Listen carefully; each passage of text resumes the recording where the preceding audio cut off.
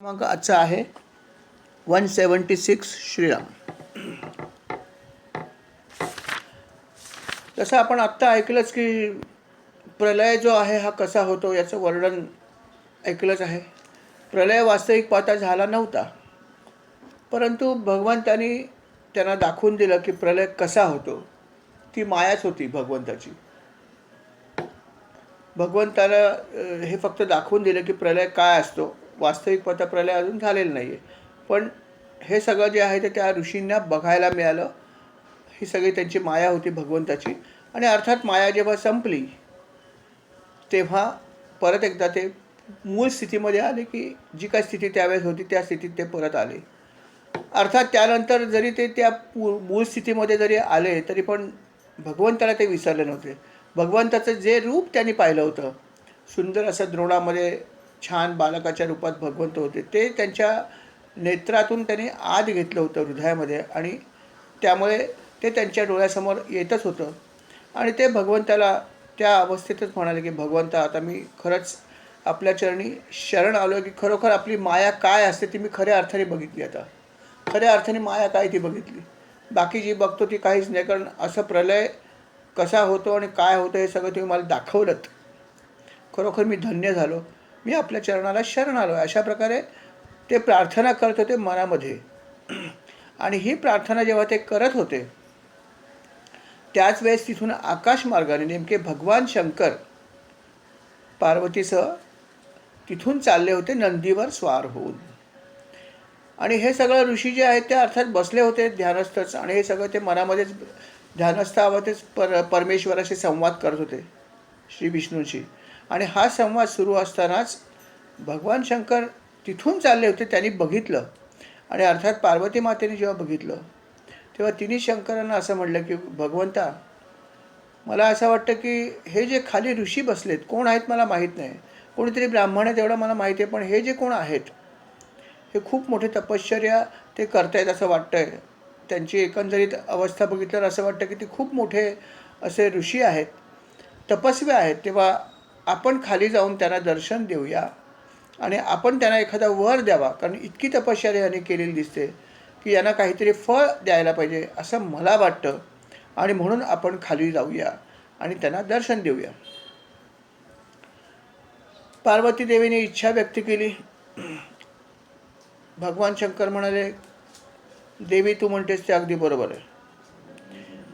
तुझं अगदी छान लक्ष आहे की इतका मोठा असा हा ऋषी इथे बसलेला आहे आणि त्यांची इतकी तपश्चर्या आहे, आणि अशा प्रकारच्या या महात्म्याशी आपण बोलायलाच पाहिजे, जायलाच पाहिजे तिथे. कारण कारण बघा, त्यांनी गंमत ती आहे की कारण काय त्यांनी सांगितलं बघा पार्वतीला.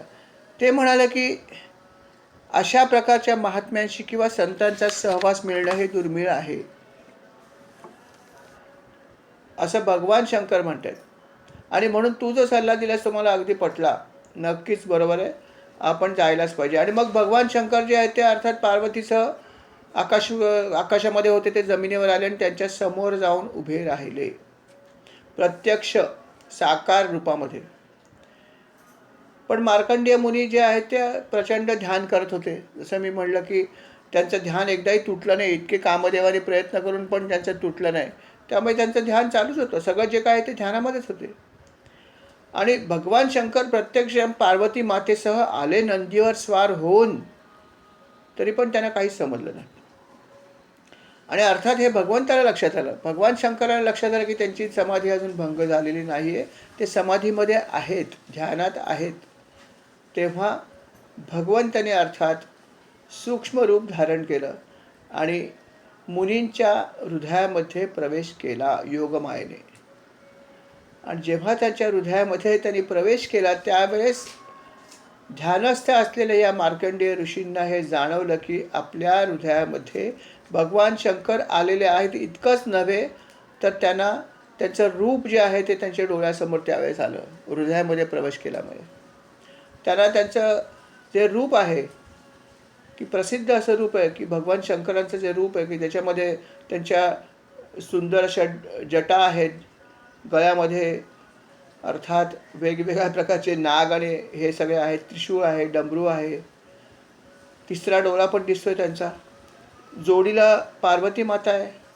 नंदीवर स्वार होऊन ते खाली आलेत आणि अशा प्रकारे त्यांचं हे रूप आहे ते त्यांना दिसलं ध्यानस्थ असताना. आणि हे रूप जेव्हा त्यांच्या डोळ्यासमोर आलं त्याच क्षणी त्यांनी समाधी जी आहे ती त्यांची उतरली.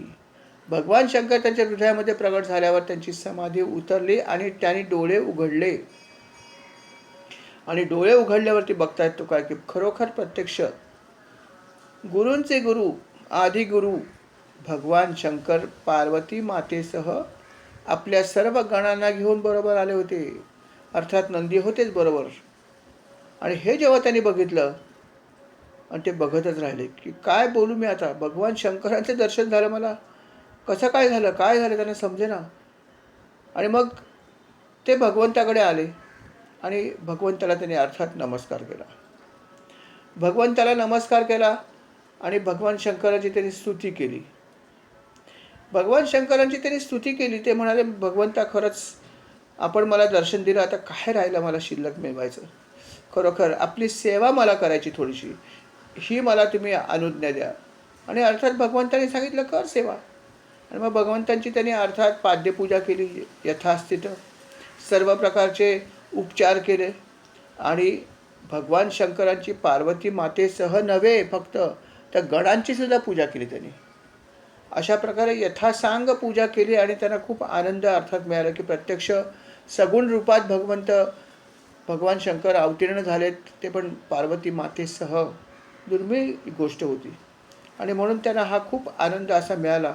आणि मग ते त्यांच्या चरणाशी बसले. ते चरणाशी बसल्यावरती भगवान शंकर त्यांना काय म्हणाले बघा. भगवान शंकर म्हणाले की वत्सा मी आज खूप आनंदित आहे. म्हणजे का आनंदित आहे. आनंदित एवढ्यासाठी आहे की तुझ्यासारखे भक्त फार कमी आहेत. तुझ्यासारखे भक्त तुझ्यासारखे सच्शील ब्राह्मण आहेत ते फार कमी आहेत. आणि तुझी भक्ती किती निस्सीम आहे. तुझ्या मनामध्ये कुठलीही इच्छा नव्हती. निस्सीम भक्ती तू केलीस.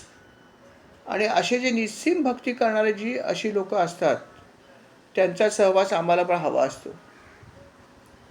अशा ब्राह्मणांना मला वंदन करायला खूप आवडेल. अशा ब्राह्मणांचा सहवास घ्यायला मला आवडेल. मी त्यांचा जो आहे तो अशा लोकांच्या शोधातच असतो की अशी मला कधी लोक दिसतील. इतकी भक्ती करणारे लोक मला कधी दिसतील याची मी वाट बघत असतो. आणि म्हणून जेव्हा तुला मी बघितलं तेव्हा मातेसह मी खाली आलो. मीच कशाला. प्रत्यक्ष भगवान विष्णू आणि ब्रह्मदेव सुद्धा अशा प्रकारच्या भक्तांच्या शोधात असतात की जे अतिशय निस्सीम अशी भक्ती करतात. आणि अशा लोकांचा सहवास आम्हाला सुद्धा हवा असतो की तुमच्याकडे जर जी व्यक्ती तुमच्याकडे येईल ती पवित्र होईल यात शंका नाही. हे तर भागवतामध्ये याच्यापूर्वी पण सांगितलं आणि आता पण सांगितलं. खरोखर ऐकण्याचा भाग आहे की त्यांनी असं म्हणलं की तीर्थामध्ये गेल्यावर सुद्धा एक वेळ लागू शकतो. देवतांच्या एखाद्या स्थानी गेल्यावर सुद्धा तुम्हाला वेळ लागू शकतो पवित्र व्हायला. पण जर तुम्हाला एखादा अशा प्रकारची जर तुम्हाला विभूती भेटली जशी हे होते या ठिकाणी त्या प्रकारची जर विभूती तुम्हाला भेटली त्या प्रकारचे संत जर तुम्हाला भेटले तर तुम्हाला लगेच पावित्र्य मिळेल फक्त दर्शनाने. कारण का तर प्रत्यक्ष दर्शन होतं. आणि म्हणून भगवान शंकर आणि भगवान विष्णू भगवान ब्रह्मदेव हे तिघही जण अशा प्रकारच्या भक्तांच्या शोधातच असतात. आणि ते म्हणतात की अशा प्रकारचा भक्त आम्हाला मिळाला तर आम्हीच त्याला नमस्कार करतो की आमचं नशीब की असा भक्त आम्हाला बघायला मिळाला. कारण तुम्ही ज्या प्रकारे ही भक्ती केलेली आहे ज्या प्रकारे एकाग्रता दाखवली. एकाग्रता किती होती बघा ना की कामदेवाने इतके प्रयत्न केले अप्सरेने प्रयत्न केले त्यांची एकाग्रता सुटली नाही. प्रलय दाखवला तरी पण त्यांचं ध्यान सुटलं नाही. प्रलयसुद्धा ध्यानातच बघितला. ध्यानामध्येच त्यांना ईश्वर दिसले. प्रत्यक्ष हे सगळं झाल्यावर सुद्धा प्रत्यक्ष महादेव तिथे प्रगट झाले तरी पण त्यांना समजलं नाही. त्यांचं ध्यान तुटलं नाही किंवा त्यांची एकाग्रता भंग झाली नाही. शेवटी ध्यानामध्ये भगवान शंकराला जावं लागलं तेव्हा त्याने डोळे उघडले. अशा प्रकारचं अतुलनीय भक्ती अशी ही मार्कंडेय ऋषींकडे होती. आणि म्हणून भगवंत म्हणतात की ज्या ठिकाणी असे भक्त, असे ब्राह्मण, असे ऋषी आहेत, अशांचा जर आपल्याला कधी सहवास मिळाला तर आपण पहिला घेतला पाहिजे. म्हणून संत समागमाला सुद्धा महत्त्व आहे. सत्संग जसा आहे तसं संत समागम. खरोखर जर एखादा चांगला संत जर तुम्हाला माहीत असेल, चांगला हा महत्त्वाचा भाग आहे. कारण काय, संत हल्ली खूप असतात वेगवेगळ्या प्रकारचे, त्यातले खरे किती आणि खोटे कुठे हे आपल्याला माहीत नसतं. खरोखर ऑथेंटिक संत मिळणं हा एक नशिबाचा भाग आहे. पण जर आपल्याला माहीत असेल की खरोखर हे सगळे अशा प्रकारचे जेन्युइन किंवा चांगले संत आहेत, तर अशा संतांची आपण भेट जरूर घ्या. त्याचा तुम्हाला तत्काळ फायदा होईल, तत्काळ, यात शंकाच नाही. जसं तुकाराम महाराज म्हणतात ना, आपणासारखे करीती तत्काळ, नाही काळ वेळ तया लागी. जे भागवतात म्हणलं ते तुकाराम महाराजांनी म्हणलं की आपणासारखे म्हणजे ते स्वतः किती पवित्र आहेत सगळे संत, त्यांच्यासारखे ते करीती तत्काळ. भागवत म्हणतं की तीर्थक्षेत्रामध्ये गेल्यावर सुद्धा तुम्हाला वेळ लागू शकतो, तीर्थामध्ये स्नान केलं तरी पण तुम्हाला पवित्र व्हायला वेळ लागू शकतो, परंतु संत जर तुम्हाला भेटले तर त्यांच्या दर्शन घडलं, त्यांचा सहवास मिळाला तर आपणासारखे करीती तत्काळ, त्यात क्षणी, नाही काळ वेळ तया लागी. सद्गुरु वाचवणे सापडे ना सोय, धरावे ते पाय आधी आधी. तुकाराम महाराजांनी पण हेच सांगितलंय, ते भागवतामध्ये आहे. म्हणून जर आपल्याला खरोखर जर एखादे संत मिळाले, एखादी चांगली व्यक्ती मिळाली, तर त्या ठिकाणी मात्र धरावे ते पाय आधी आधी, हा महत्त्वाचा भाग. त्याच्या चरणाशी आपण बसलं पाहिजे. कारण अशा प्रकारच्या व्यक्तींच्या, अशा प्रकारच्या संतांच्या शोधामध्ये सगळेच लोक असतात. जिथे प्रत्यक्ष महादेव, देवांचे देव महादेव, प्रत्यक्ष विष्णू किंवा ब्रह्मदेव सुद्धा, हे सुद्धा जिथे अशा लोकांच्या शोधात असतात, तर आपण काय आहोत. आणि म्हणून भागवतात जे सांगितले ते खरोखर त्याचा आपण विचार केला पाहिजे की जिथे कुठे आपल्याला संत आहेत हे माहीत आहे नक्की, त्या ठिकाणी तुम्ही जरूर जा.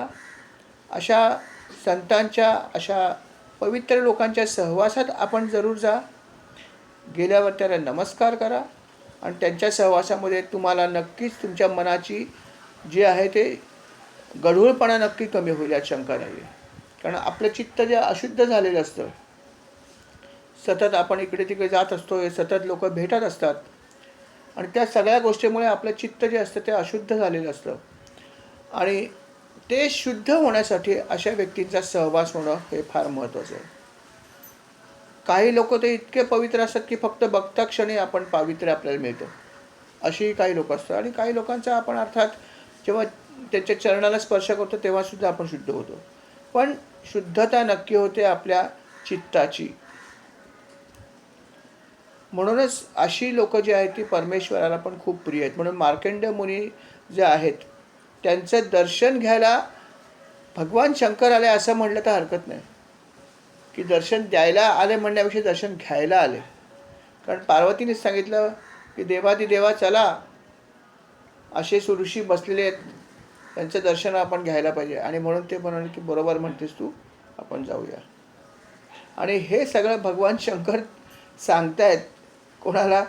मार्कंडेय मुनींना, की तुमच्यासारखी जी लोक आहेत, तुमच्यासारखे जे ऋषी आहेत, जसे ब्राह्मण जे आहेत, अशा लोकांना आम्ही शोधत असतो आणि तुमच्या दर्शनाने आम्हाला पण शुद्धी होते, आम्हाला आनंद होतो, यात शंका नाही, असं भगवंतसुद्धा म्हणतात. अर्थात भगवंत असं सगळं म्हणतात आणि ऐकतायत मार्कंडेय मुनी काय भगवंत बोलतायत. त्यांना समजत ना की हे काय बोलतात, असं कसं बोलतायत, ते फक्त ऐकत होते. अर्थात भगवंताचं जेव्हा बोलणं त्यांनी ऐकलं, त्याचा परिणाम हा झाला की त्यांच्या मनामध्ये आता इतकी तपश्चर्या केल्यावर थोडाफार तर क्लेश झालाच असेल. तो क्लेश समाधीत असताना जाणवत नाही, पण समाधी उतरले जाणवू शकतो. पण तो जो काही थोडासा क्लेश होता, तो भगवान शंकरांची वाणी आणि दर्शन मिळाल्यावरती सगळा निघून गेला. हे त्यांच्या दर्शनाचं फळ होतं. की त्यांचा सगळा क्लेश निघून झाला आणि त्यांना अतिशय आनंद झाला, कारण प्रत्यक्ष दर्शन मिळालं. त्याच्यानंतर मग भगवान शंकर हे सगळं बोलल्यानंतर मुनी म्हणाले की महाराज भगवंता, मला थोडंसं बोलायची इच्छा आहे. हा म्हणे, बोल, मला तर आनंद आहे तुझा ऐकायला. मुनी म्हणाले, भगवंता काय आता, काय तुझी लीला आहे खरं मला समजत नाही. तुम्ही सगळे देव अकलनीयच आहात, आकलनाच्या पलीकडे आहात तुम्ही. अहो तुम्ही तिन्ही जगाचे स्वामीच आहात ना. भगवान शंकर काय नाही, विष्णू काय नाही, ब्रह्मदेव काय, हे सगळे तुम्ही सगळ्या जगाचे स्वामी तुम्ही आहात. आणि असं असून सुद्धा तुम्ही सांगता की तुमच्या सहवास आम्हाला पाहिजे, तुमच्या सहवासाने आमचं चित्त शुद्ध होतं, तुमच्या सहवासाने आम्ही पवित्र होतो, तुमच्या शोधात आम्ही होतो. हे सगळं तुम्ही आम्हाला सांगताय. आता याला आम्ही काय म्हणू? ही तुमची लीला म्हणू का, ही तुमची माया म्हणू का, आमचा भ्रम म्हणू का, काय मी ऐकतो आम्हाला समजत नाही आहे. काय म्हणू मला समजत नाही आहे. आणि हे सगळं म्हणण्यापेक्षा असंही म्हणायला हरकत नाही की हा त्यांचा विनय होता. हा भगवंताचा विनय पण आहे ना, की जे तिन्ही लोकाचे स्वामी आहेत त्यांनी आपल्या भक्तांची स्तुती करायची. कारण भक्त देवाची प्रार्थना करतात, परमेश्वराची भक्ती करतात, त्याची ते भक्ती करतात. देव म्हणतो की नाही, आम्ही तुझीच भक्ती करतो. म्हणजे हा त्यांचा किती विनय आहे बघा. म्हणून विनयशीलता खूप महत्त्वाची आहे. कधीही आपले पाय जमिनीवर राहिले पाहिजेत. किती जरी काही झाले तरी त्यांना म्हणायला पाहिजे की तुम्ही महान आहात, मी कोणी नाही आहे. असंच त्यांनी दुसऱ्या शब्दात म्हणलं ना. भगवान शंकरांनी काय आणि भगवान विष्णूंनी काय दर्शन दिल्यावर असंच घडलं. जेव्हा जेव्हा भक्त त्यांना भेटले ते नेहमी हेच म्हणलं की आम्ही तुझ्या सहवासात येऊ इच्छितो. म्हणजे त्यांचा विनय आपण घ्यायला पाहिजे, हा भाग लक्षात ठेवा. आणि विनय ज्यांच्याकडे आहे त्यांचीच आध्यात्मिक प्रगतीसुद्धा नक्की होत असते, यात शंका नाही. आणि म्हणून मुनी म्हणतात की आपण जे काही उद्गार काढलेत त्या उद्गाराला मी काय म्हणू मला माहीत नाही आहे. ही आपली लीला आहे का माझे भ्रम आहे, काय मला काही समजत नाही आहे. आणि मी आपल्या चरणाशी खरोखर शरण आलेलो आहे. भगवंत त्याला म्हणाले. आणि एक गोष्ट लक्षात ठेव महत्त्वाची अजून, की आम्ही जे 3 देव आहोत, ब्रह्मा विष्णू आणि महेश, आमचं वैशिष्ट्य हे आहे की आमचं दर्शन ज्याला घडतं त्याला काही ना काहीतरी प्राप्ती होतेच, होणारच. आमचं दर्शन कधीही व्यर्थ होत नाही, कारण 3 विभूती आहेत. अहो जिथे लहान सहान देवसुद्धा एखादा प्रसन्न झाला तरी आपल्याला एखादी सिद्धी मिळते, छोट्यातला छोटासुद्धा, कारण त्यांच्याकडे दिव्य शक्ती असतेच ना. तर ते इथे तर महादेव प्रसन्न झालेत, नावामध्येच महा आहे. आदिदेव म्हणलं होतं त्यांना, गुरूंचे गुरु म्हणलं होतं. असे आदिदेव महादेव जर प्रत्यक्ष जर त्यांना दर्शन झालं असेल तर काहीतरी मिळायला पाहिजेच ना. म्हणून भगवंत म्हणतात की आम्ही 3 देव जे आहोत विशेषतः, यांचं दर्शन कधीही निष्फळ होत नाही. त्याचं फळ तुला काही ना काहीतरी मिळेलच आणि मिळायलाच पाहिजे. म्हणून तू आता मला हे सांग की तुला मी काय देऊ. तुला मागायचं आहे कारण मला द्यायचंच आहे, कारण फळ न देता मी जाऊ शकत नाही. एक गोष्ट नक्की आहे की देवसुद्धा जे आहेत ते जेव्हा दर्शन देतात, मी जसं म्हटलं की महादेव काय आणि विष्णू काय, आणि हे तर समजा खूप मोठे देव आहेत, त्यांच्या कॅटेगरी आहेतच, 33 कोटी देव आहेत. हे तर खूप महान आणि सगळे वरचे देव आहेत. परंतु अगदी छोट्यातला छोटा जरी देव एखादा प्रसन्न झाला तर तो सुद्धा तुम्हाला त्याचं काही ना काहीतरी फळ देणार, एवढं नक्की. जर त्याची तुम्ही उपासना काही केली असेल तर. काय करायची तो त्या देवाचा भाग आहे, कुठलाही तो. पण कुठल्याही देवाची जर तुम्ही उपासना केली बऱ्यापैकी तर त्यापासून तुम्हाला काही ना काहीतरी फळ नक्कीच मिळणार. जसे एक तुम्हाला कथा माहीतच आहे की इंद्र जो आहे, इंद्र, तशा 2 कथा आहेत. पण एकच मी तुम्हाला फक्त रेफरन्स म्हणून देतो की जसं कुंतीने मंत्र जपल्यावर त्याला देवाचं दर्शन घडलं, बरोबर आहे. पहिला मंत्र तिने जपला होता सूर्याचा. सूर्यमंत्र तिने कुतूहल म्हणून जपला आणि सूर्यदेवता प्रसन्न झाली आणि तिला दर्शन दिलं. ती म्हणाली, मला तू दर्शन दिलंस ठीक आहे, पण मला तुझ्याकडून काही नको. तो म्हणला, असं कसं होईल, माझं दर्शन व्यर्थ जाणार नाही, कारण सूर्यसुद्धा महान देवतांपैकी एक आहे, तेव्हा तुला फळ तर मिळणारच. ती म्हटलं मला काय नकोच होतं, मग जपलास कशाला, मजा म्हणून जपला, लहान होती ना. मग म्हणे आता ठीक आहे, तुला मी एक पुत्र प्राप्ती करून देतो. ती घाबरली, म्हणे अहो असं कसं चालेल, मी तर कुमारिका आहे. तर म्हणला तुझं कुठल्याही प्रकारे नुकसान होणार नाही, तुझा कौमार्य भंग होणार नाही, पण तुला पुत्रप्राप्ती होईल, कारण माझं दर्शन व्यर्थ जाणार नाही. हेच वाक्य जे आत्ता महादेवाने सांगितलं, तेच वाक्य सूर्यदेवता पण म्हणाल की माझं दर्शन व्यर्थ जाणार नाही. तुला कुठल्याही प्रकारचं तुझं कौमार्य भंग न होता तू कुमारिका राशील, पण तुला मुलगा होईल. आणि अर्थात त्याप्रमाणे घडलं, तिला मुलगा झाला आणि तोच कर्ण. ही कथा आपण ऐकलीच आहे.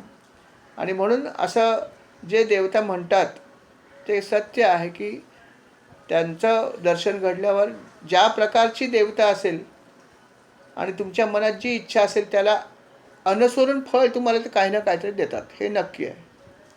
आणि त्याला अनुसरूनच भगवंत आता या ठिकाणी म्हणतात की मी तुला काय देऊ ते तू सांग, असं भगवंत कमी वेळा म्हणतात. लक्षात ठेवा, भगवंत असं कमी वेळा म्हणतात. विशेषतः राक्षसांच्या बाबतीत तर भगवंत कधी असं म्हणलेच नाहीत, कारण सगळ्या राक्षसांनी तपश्चर्या केली आणि भगवंताची म्हणण्यापेक्षा जास्त तपश्चर्या त्यांनी एक तर भगवान शंकरांची केली आहे. पहिला नंबर, एक नंबर त्यांचा चॉईस भगवान शंकर आहे, 2 नंबर ब्रह्मदेव आहेत. कोणी भगवान विष्णूंची तपश्चर्या राक्षसांनी केलीच नाही, ते करणार पण नाही. परंतु जेव्हा जेव्हा अशा प्रकारे हे तपश्चर्या करायचे आणि त्यांना प्रसन्न करून घ्यायचे, तेव्हा भगवंत त्याला असं कधीच म्हणायचे नाही, तू मागशील ते देईन, असं कधीच म्हणायचे नाही. ब्रह्मदेव तर फार सावध, कारण ब्रह्मदेवाने पृथ्वीचं निर्माण केलं होतं, त्यामुळे ते थोडं जास्त हुशार होते थोडे. त्यामुळे ते पहिलेच सांगायचे. कारण राक्षस काय करायचे, प्रसन्न झाले की ते म्हणायचे जर तुम्ही माझ्यावर प्रसन्न झाला असेल तर मला हवा तो वर द्या. हवा हा शब्द वापरला की भगवंत सावध व्हायचे. वत्सा मी तुझ्यावर प्रसन्न झालो यात शंका नाही, पण एक सोडून मी तुला कुठलाही वर देईन. काय? तुला अमरत्व मी देणार नाही. हे पहिलं ते वाक्य उच्चारायचे ब्रह्मदेव आणि म्हणायचे पुढचा कुठला वर मागायचा तो माग. कारण त्यांना माहीत होतं की राक्षस अमरत्वच मागणार आणि शक्ती तर त्यांना प्राप्त झालीच आहे. असे ते असुर आहेतच आणि परत तपश्चर्या केल्यामुळे थोडी शक्ती तर आहेच आहे. जर हे अमर राहिले तर कसं होणार पृथ्वीचं आणि देवांचं. पहिले शत्रू ते देवांचे होते, मानवाचे नंतर होते, कारण मानव क्षुद्र आहे, देव बलिष्ठ होते. त्यामुळे जेव्हा जेव्हा दर्शन द्यायचं असायचं त्यावेळेस ब्रह्मदेव खूप सावध असायचे. आणि अर्थात महादेवांना सुद्धा अनेक लोक सांगायचे की तुम्ही सावध राहा, तुमची तपश्चर्या जास्त होते, आमची कोणी करत नाही जास्त, तुम्ही सावध राहा, कारण तुम्ही जे काय वर देता त्यामुळे आम्हाला निस्तरताना खूप त्रास होतो. जसं भस्मासुराच्या बाबतीत घडलं, भगवंताने वर दिला तथास्तु त्याच्याच डोक्यावर हात ठेवायला निघाला. मोहिनी रूप घेऊन भगवंताने त्याचं हे केलं, हे सगळं झालं. पण नंतर भगवान विष्णू म्हणाले महादेवा आपण जरा काळजी घ्यावी हो, वर देताना कोणाला वर देता, काय देता याचा विचार करा आपण कृपया, भक्तावर इतकं अनुरुक्त होऊ नका. ते म्हणाले काय सांगू, माझा स्वभावच असा आहे, मी भोळाच आहे ना. म्हणून तर त्याने इतकं झाल्यावर सुद्धा आपलं आत्मलिंग रावणाला दिलं. भगवंताने अशा अनेक गोष्टी केल्या आहेत भगवान शंकरांनी, की आत्मलिंग काय दिलं आणि असं त्याने खूप वेळा काय काय केलं आहे, कारण ते भोळे सांब होते. तरी पण जे बाकीचे देव होते ते सतत त्यांना सांगायचे ओ भगवंता सावध राहा, आमका तपश्चर्या करतो आहे. ब्रह्मदेव सांगायचे ओ आता हा तुमची तपश्चर्या करतो, आम्ही दर्शन देऊन ते थांबवणार नाहीत, जास्त तपश्चर्या झाली तर पृथ्वीला त्रास होईल, तपश्चर्या थांबवणं गरजेचं आहे, पण तुम्ही जाताना सांभाळून जा. असं कधी कधी ब्रह्मदेव येऊन आधीच सांगायचे सांभाळा, नंतर त्याचा वर जो आहे त्याचा निस्तराचा कसा आम्हाला प्रश्न पडेल. त्यामुळे महादेव कधी कधी सावध पण असायचे. त्यामुळे महादेवसुद्धा कधी कधी असं म्हणायचे भक्ताला की तुला मी वर तर कुठलाही देईन, फक्त एक देणार नाही, तो म्हणजे तुला अमरत्व देणार नाही, असं ते म्हणायचे. आणि अर्थात सगळ्याच भक्तांनी अमरत्व न मागितता आपल्या बुद्धीचा वापर करून वेगवेगळे वर घेतले. जसं हिरण्यकशिपूने वर मिळवले मृत्यू येऊ नये म्हणून. रावणाने सुद्धा काय केलं, रावणाने पण भगवंताचंच शंकराचीच प्रार्थना केली होती ना. आणि भगवान शंकर प्रसन्न झाल्यावरती अर्थात ते म्हणाले, त्याला माहिती आहे रावण काय आपला भक्त आहे तो, ते म्हणाले की अमरत्व देणार नाही एवढं लक्षात ठेव. त्यांनी काय वर मागितलं असेल की मला अमक्याकडून मरण येऊ नये, अमक्याकडून येऊ नये, देवांकडून येऊ नये, दानवांकडून येऊ नये, सापाकडून येऊ नये, अमक्या जीवाकडून येऊ नये, सगळं मागितलं, फक्त मानवाचं नाव नाही घेतलं. बघा गंमत कशी आहे. त्यांनी सगळ्यांची नावं घेतली. मला असुराकडून येऊ नये, देवाकडून येऊ नये, ऋषींकडून येऊ नये, गंधर्वाकडून येऊ नये, सर्पाकडून येऊ नये, सगळ्या योनीतल्या लोकांची त्यांनी नावं घेतली. फक्त मानवाचं घेतलं नाही. का नाही घेतलं? हा गर्व, की मला मानवाकडून मरण येऊ नये हे त्यांनी मागितलंच नाही. सगळ्यांची नावं घेतली आणि त्याला असं वाटलं की मी किती हुशार आहे. पण भगवंत त्याच्यापेक्षा हुशार होतेच ना. बस एवढा एकच आपल्या भाषेत लूप होल राहिलं होतं आणि तेवढ्याच भगवंताला पुरं होतं. आणि त्याला असं वाटलं की तुच्छ मानव माझं काय वाकडं करणार आहे. इतर योनीतले लोक श्रेष्ठ आहेत, त्यामुळे मानवाविषयी त्यांनी सांगितलं नाही की चालेल मला काय बाकी लोकांपासून अभय द्या. भगवान शिव म्हणाले तथास्तु, तुझ्या म्हणण्याप्रमाणे होईल. तो म्हणलं झालं, आता मला कोण काय करणार आहे, माझं कोण वाकडं करणार आहे. शनी माझ्या पायाखाली, ज्या देवतेला लोक घाबरतात तो माझ्या पायाखाली आहे. आता अन्य काहींचं का मला बघायचीच गरज नाही. पण तो हे विसरला की तो मानवाविषयी काहीच बोलला नाही. आणि बस भगवंतानी तेच केलं, मानव रूप धारण केलं ना. भगवान रामाचा अवतार घेतला आणि मानव रूप धारण केल्यामुळेच त्याचा मृत्यू आला. अन्यथा भगवान विष्णूंनी चक्र घेऊन जर हल्ला केला असं काही नसतं झालं, कारण देवाकडून मरण येणारच नव्हतं. असा भगवंताचाच त्यांना वर होता. आणि म्हणून भगवान विष्णूने अर्थात नेहमीप्रमाणे आपल्या बुद्धिमत्तेचा वापर करून मानव योनीमध्ये जन्म घेतला आणि रावणाचा वध केला. पण अशा प्रकारे ह्या बघा गर्व किती खराब आहे. जर त्यांनी असं सांगितलं असतं की मानव योनीपासून सुद्धा मला संरक्षण मिळालं, तर कदाचित भगवंताला विचार करावा की मला काय अवतार घ्यावा. जसं भगवंतांनी कधी वराह अवतार घेतला, हिरण्यकश्यपूचा वध करण्यासाठी. शेवटी त्यांनी नरसिंह अवतार धारण केला, कारण मानवापासून पण नको म्हणला. तो हुशार होता, तो म्हणला मला मानवापासून पण मरण येऊ नये. मग भगवंताने असा अवतार धारण केला की ना मानव ना पशु, असा अवतार धारण केला. असं सगळ्या त्याला अनेक आपल्या भाषेत सर्कस करायला लागल्या भगवान विष्णूला, का त्या पृथ्वीचं पालन करण्यासाठी. असे वर यांनी दिलेत. पण म्हणून तर भगवंताने वर देताना ते काय हवं ते माग कधी सहसा भगवंत म्हणत नाहीत. पण या ठिकाणी मार्कंडेय मुनी जे आहेत, या मार्कंडेय मुनींना ते प्रसन्न झाले. म्हणले माझं दर्शन व्यर्थ जात नाही, तेव्हा तुला काय वर हवा तो तू माग, तुला हवा तो वर देण्यास मी सक्षम आहे. तू म्हणशील ते मी तुला द्यायला तयार आहे, बोल तुला काय पाहिजे.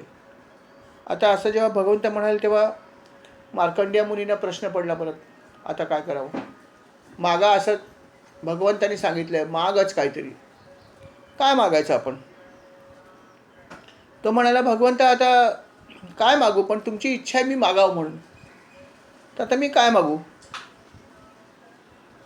त्यांनी थोडासा विचार केला आणि म्हणाले भगवंत एकच करा, की जे तुमचे खरोखर शरणागत भक्त आहेत, अशा भक्तांच्या चरणी माझी भक्ती असावी. वा भक्तांच्या चरणी, भगवंता चरणी भक्ती आहेच ना, म्हणून तर भगवंत प्रसन्न झाले. पण जे तुमच्यासाठी खरोखर शरणागत भक्त असं तुम्हाला वाटतं, त्यांच्या चरणी सुद्धा माझी भक्ती राहावी. कारण अशा भक्ताच्या ठिकाणी भगवंत आहेतच ना. किती हुशार होते बघा, की जिथे शरणागत वृत्तीचे भक्त आहेत तिथे भगवंत आहेच आहे, 100% आहेत. म्हणून त्यांनी सांगितलं की तुमच्या अशा प्रकारच्या भक्तांच्या चरणी माझी अचल भक्ती असावी. अचल शब्द वापरला आहे. न हलणारी निष्ठा, आज इकडे उद्या तिकडे नाही, आज या देवाची केली उद्या दुसऱ्या देवाची केली उपासना, असं नाही. एकनिष्ठता, अचल भक्ती हवी आहे, असा वर मागितला. आणि अर्थात देवाने तो वर दिलाच, प्रश्नच नाही. देवाची अशी अट नव्हतं की अमकं मागू नका की तमकं मागू नका, तमकं मागा असं पण म्हणणं नव्हतं. काहीतरी मागावं अशी इच्छा होती आणि हा वर त्याने मागितला की मला तुमच्या भक्ताच्या ठिकाणी अचल भक्ती असावी, असा वर द्या. अर्थात भगवंताला आनंद झाला. भगवंत म्हणाले बघा काय हा भक्त आहे, काय प्रकारचा भक्त आहे, एवढं सगळं मी त्याला देऊ शकतो पण काही मागितलं नाही. अमरत्व पण मागितलं असतं, काही मागू शकले असते. अर्थात मार्कंडेय मुनी अमर होतेच, कारण झाले पुढे ते. जेव्हा अशा प्रकारे ते म्हणाले तेव्हा भगवंत फार आनंदित झाले. आणि ते भगवंत आहेत ते त्याला म्हणाले खरोखर तुझ्या भक्तीमुळे मी खूप आनंदित झाले. पार्वती मातेला सुद्धा तुझं दर्शन घ्यायची इच्छा झाली, म्हणजे विचार कर. तेव्हा आता मीच तुला एक वर देतो माझ्याकडून. तू तर जे मागायचं ते मागितलंस, हा तुझा भाग झाला. माझ्याकडून अतिरिक्त वर मी देऊ इच्छितो, आपल्या भाषेत बोनस, बरोबर. मी तुला अतिरिक्त वर देऊ इच्छितो. आणि तो वर असा आहे की तुझं यश हे जे आहे, पवित्र कीर्ती ही अनेक कल्प राहील. मार्कंडेय मुनीचं राम सगळ्यांना माहिती आहे की जे आपण स्तोत्र म्हणतो सकाळचं, कराग्रे वसते लक्ष्मी, त्यात सुद्धा त्याचा उल्लेख आहे. ज्याला आपण काय म्हणतो त्या स्तोत्राला सकाळचा, ते सकाळी जे स्तोत्र म्हणतो त्या स्तोत्रामध्ये पण त्यांचा उल्लेख आहे. कारण मार्कंडेय मुनींचं वैशिष्ट्य काय होतं की त्यांची जी दुसरी एक कथा आहे त्याच्यामध्ये त्यांना अल्पायुषी पण होते. अल्पायुषी पण होते मार्कंडेय मुनी सुरुवातीला, पण नंतर अर्थात भगवंताच्या वरदानामुळेच त्यांचं जे आहे ते अशा प्रकारे चिरंजीव झाले. आणि या ठिकाणी त्यांना भगवंत असं म्हणाले की तुझी कीर्ती सतत जिंगत राहील जोपर्यंत हे विश्व आहे तोपर्यंत. आणि दुसरी महत्त्वाची गोष्ट म्हणजे हे होईल की तू अमर होशील. हेही वरदान दिलं. अजरामर लिहिलं, नुसतं अमर नाही म्हणलं. अजरामर हा शब्द महत्त्वाचा आहे. अजरामर म्हणजे अज म्हणजे वार्धक्य, सॉरी जर म्हणजे वार्धक्य, अजर म्हणजे जर म्हणजे वार्धक्य, ज्याला म्हणजे नाही येत असा, ज्याला वार्धक्य येत नाही पण तो चिरंजीव होऊ शकतो. पण जर जरत्व आलं तर फायदा काय अमर होऊन, सांगा मला. मनुष्याला सुद्धा असं वाटतं नेहमी की आपण कायमचं जगावं, परंतु एक सर्टन एज नंतर कधी कधी असं वाटतं मृत्यू आलेलं बरं. असं होऊ शकतं ना, अनेकांचं असं होतं, ते मृत्यू मागतात. काही लोक म्हणतात मला भगवंताचं जगायची इच्छा नाही, इतकं त्यांना जड झालेलं असतं शरीर. अशी परिस्थिती येते पण मृत्यू येत नाही, कारण मृत्यूसुद्धा कधी यायचं हे ठरलेलं आहे, आपल्या इच्छेवर काहीच नाही आहे. अशी स्थिती येऊ शकते. आणि म्हणून भगवंताने वरदान देताना त्याला अजरामर केलं मार्कंडेय मुनीला, की हा माझा वर तुला आहे की तू अजरामर होशील आणि तुझं यश आणि ही कीर्ती आहे ती कल्पांतापर्यंत राहील. कल्प संपायला तर भरपूर वेळ आहे. अशा प्रकारचा वर न मागता दिला. म्हणजे बघा, प्रसिद्धी ज्याला म्हणतो की तुझी पवित्र कीर्ती सतत राहील, म्हणजे एक प्रकारची प्रसिद्धी आहे जी त्यांनी मागितली नव्हती, न मागितली म्हणून मिळाली. मागितलं नाही अमरत्व, ते मिळालं. जेव्हा मागत नाही तेव्हा लवकर मिळतं, लक्षात ठेवा. मागितलं तर तुमचा भाग सोपा झाला ना भगवंताला, की जेवढं मागितलं तेवढं दिलं की झालं काम. भगवंताला ॲक्च्युली आपण म्हणतो नाही का की जेव्हा भगवान जब देता है तर छप्पर फाड के देता, असं आपण एक हिंदीमध्ये वाक्य बोलतो. की खरोखर जेव्हा भगवंताला वाटतं काहीतरी द्यावं तेव्हा तो जर देईल तर काय देईल, आपण काय आपली झोळी लहान पडेल. नक्कीच देणाऱ्याच्या हात हजारो दुबळी माझी झोळी, तशी आपली परिस्थिती आहे भगवंतासमोर. म्हणून भगवंतासमोर मागायचंच नाही आपण. त्याला वाटलं पाहिजे मला काहीतरी द्यायला पाहिजे. इतकं ऋण झाल्यावर भगवंताला वाटलं पाहिजे की आपण काहीतरी करावं, नाही का. मागितल्यावरती तर तुम्हाला कोणी व्यक्ती काय ना काहीतरी देतोच, पण जर नाही मागितलं आणि जर तुम्ही सेवा केली एखादी तर त्याला वाटणार अरे एवढी सेवा केली, ह्याला काहीतरी द्यायला पाहिजे. आपण म्हणतो नाही का, कधी कधी काही व्यक्ती आपल्याला खूप उपयोगी पडतात पण त्याला कुठलीच अपेक्षा नसते की बाबा आमची एखादी मदत केली, काय मला मदत करायची मी केली. मग अशा व्यक्तीला आपण विसरत नाही. तो म्हणतो नाही, इतकी चांगली व्यक्ती, ह्याच्यासाठी मला काहीतरी करायचं आहे. आणि आपण संधी बघतो की कधी त्या व्यक्तीच्या आपण उपयोगी पडू शकतो, ही आपली इच्छा असते आणि त्याला महत्त्व जास्त आहे. तसं भगवंताला इच्छा होणं ही खूप मोठी गोष्ट आहे, की भगवंताला वाटणं की मला काहीतरी द्यावं. आणि अशी इच्छा त्याला फार कमी वेळा होते, कारण असे भक्त कमी आहेत. मागणारे भक्त भरपूर असतात पण न मागणारे भक्त कमी असतात. म्हणून आपण मागणाऱ्या भक्तामध्ये न जाता न मागणाऱ्या भक्तामध्ये जाण्याचा प्रयत्न केला पाहिजे.